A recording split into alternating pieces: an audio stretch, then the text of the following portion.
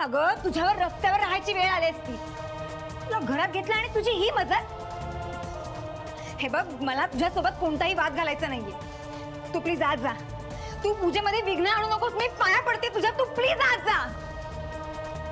मी आत कशी जाणार? मी अहो मी पीडा आहे ना, पीडा आत कशी जाईल? तिथं बाहेर झालं पाहिजे ना। आणि हा अहो तुमच्या होम हाऊनात ताकद आहे ना, तर तुम्ही त्यालाच सांगा ना मला बाहेर घालवायला। सांग ना मला बाहेर काढायला, सांगा ना बाहेर काढायला। बघितलं ताई, तुम्ही दरवेळेस तिची बाजू घेता ना, बघा कशी बोलते ती आता, बघा। केशव, अगं आपल्याच घराविषयी वाईट बोलतेस, नजर लावतेस, म्हणजे हे लोक खरं बोलतात। हो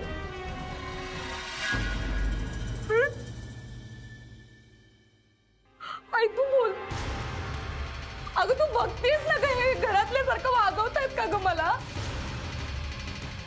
मी घरात परत आल्यापासून सतत माझ्याबद्दल वाईट बोलतायत, सतत।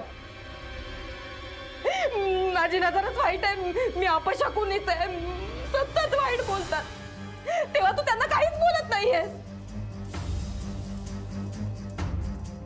आणि मी आता फक्त म्हटलं काय तर तुमचं म्हणणं मी खरं करून दाखवेन, तर तू माझ्यावरच चिडतेस। अगं मग काय करू?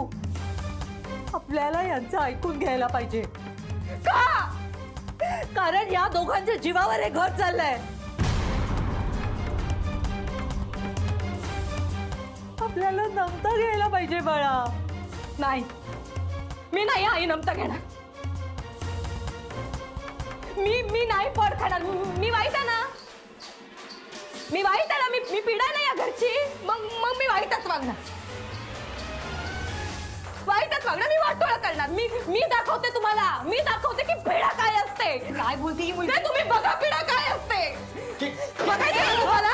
हा पीडा बघायची ना, पीडा काय असते?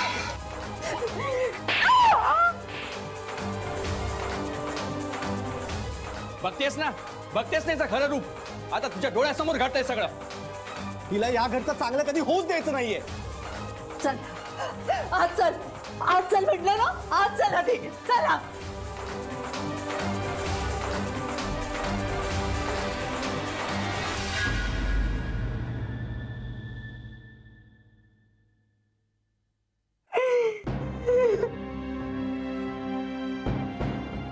बस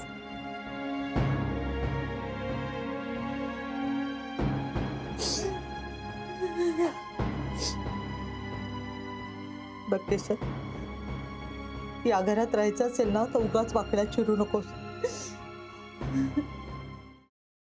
paneer mushroom stick with barbecue sauce करण्यासाठी लागणारे साहित्य: किसलेलं गाजर, उकडलेला बटाटा, पनीर, तांदूळाचं पीठ, रवा, मटार, मशरूम, कोबी, मीठ, मिरची, कोथिंबीर आणि बार्बेक्यू सॉस। कृती: प्रथम एका बाउलमध्ये किसलेलं गाजर, उकडलेला बटाटा, कुस्करलेलं पनीर, मटार, मशरूम, हिरवी मिरची, कोथिंबीर, कोबी, मीठ आणि तांदूळाचं पीठ घालून सर्व एकजीव करून घ्यावं। तयार मिश्रणाच्या स्टिक बनवून रव्यामध्ये घोळवून गरम तेलात तळून घ्याव्यात आणि सर्व्ह कराव्यात। मामी, कोणता भक्त हाक मारतो आहे? ध्यानात इतके मग्न आहात? बाणाईला भेट घ्यायची आहे देवी। वाटलंच मला, ही अस्वस्थ असणं स्वाभाविकच आहे। तिच्या दृष्टीने हे सारंच गोंधळून टाकणार आहे। अशा वेळी तिला तुम्हाला किंवा मला भेटावं असं वाटणं हे स्वाभाविक आहे।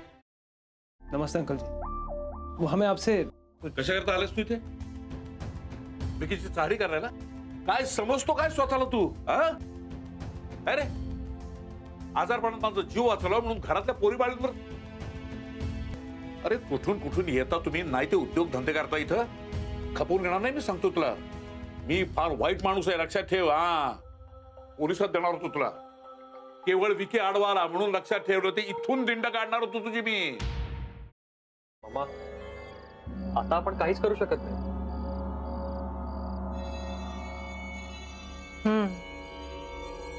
पण आर्चीज, हे असं कसं शक्य आहे?